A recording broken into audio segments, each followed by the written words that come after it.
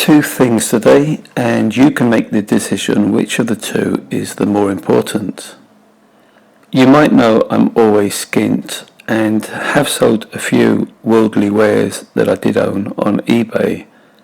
They included a limited edition signed and framed image from Jessica Ennis in her triumphant 2012 Olympics, and also a framed and signed limited edition image of decathlete Daley Thompson. Younger viewers might not have heard of this great British athlete.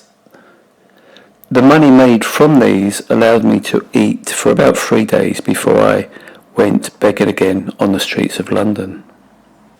To make ends meet, I've also borrowed lots of money over the years from my brother. Money which he's unlikely to get back until the day I receive 10 or more million pounds compensation for being stalked and harassed, humiliated, covertly spied on, and invisibly harmed from state-sanctioned gangstalking operations. Pouncing money off my brother is one of the things that has contributed to my being awarded the title of Best Carer in the World annually for the last 10 years. I've little else to sell, but I do have a few things currently on eBay. If any of my viewers are male and in the worrying situation because of lack of funds of making the tough choice between eating or heating, then one of my items could be the one for you. Now to the second part of this video. It's unfortunate but vitally important I document any relevant material related to the gangstalking operations which have been targeting me since 2009, and that includes airing some things which ordinarily would be private family matters.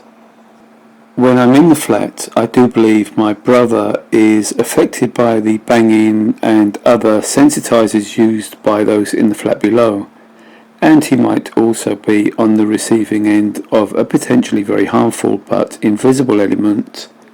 One I believe has caused my chronic joint pains, burning sensations, and the development of veins on my legs and head.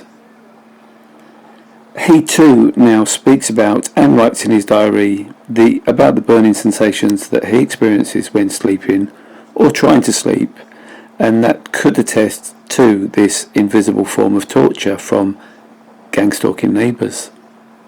I liken it to getting sunburn on various parts of the body and my face, but also causing those physical problems listed.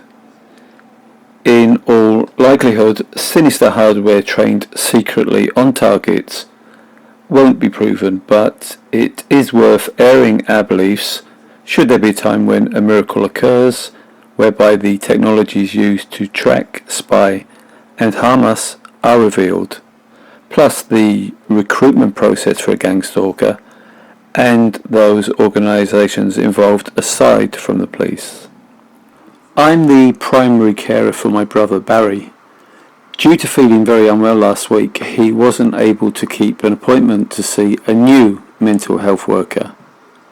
I thought this a good opportunity to seek an answer to why mental health specialists find excuses not to assess some of my evidence and instead form an unhealthy alliance with a police force intent on gaslighting and using psychiatric reprisals against me.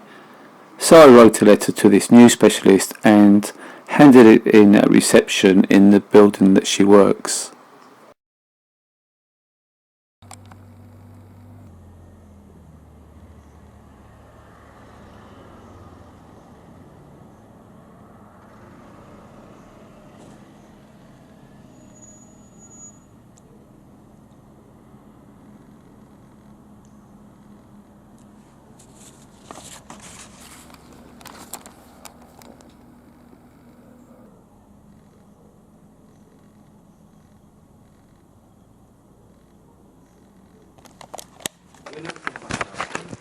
Hiya, just hand this in to Rachel. Okay, thanks very much.